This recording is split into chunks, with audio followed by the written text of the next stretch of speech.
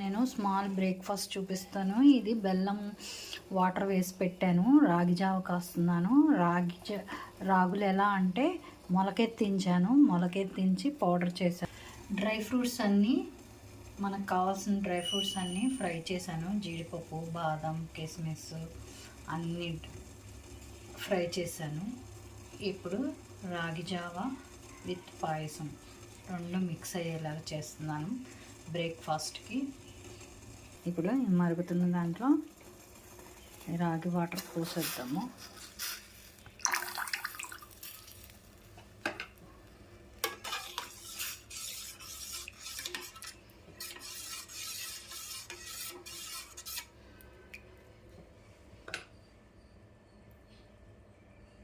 అలాగే ఫ్రై చేసి పెట్టుకున్న డ్రై ఫ్రూట్స్ కూడా వేసేద్దాం.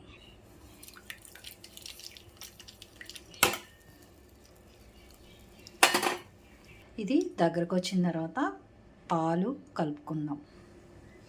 అలాగే మీకు ఇష్టమైతే అటుకులు కూడా వేసుకోండి.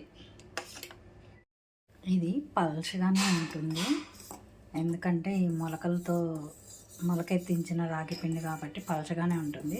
దీంట్లో మిల్క్ వేసుకొని దించేసుకొని యాలక్కాయ వేసుకున్నామంటే చాలా టేస్ట్గా ఉంటుంది. ఒకసారి మీరు కూడా ఇది ట్రై చేయండి. ఇది అయిపోయింది. మిల్క్, యాలకుల పొడి వేసేద్దాము. జావా కాగిపోయింది. దీన్ని గ్లాస్లో సర్వ్ చేసుకుందాము. తగినన్ని మిల్క్ కూడా పోసుకుందాము.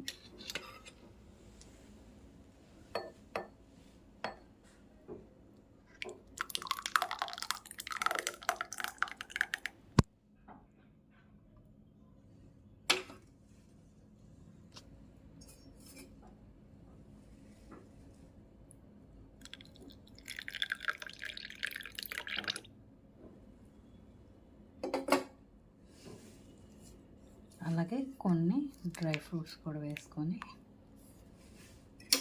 తిప్పేస్తే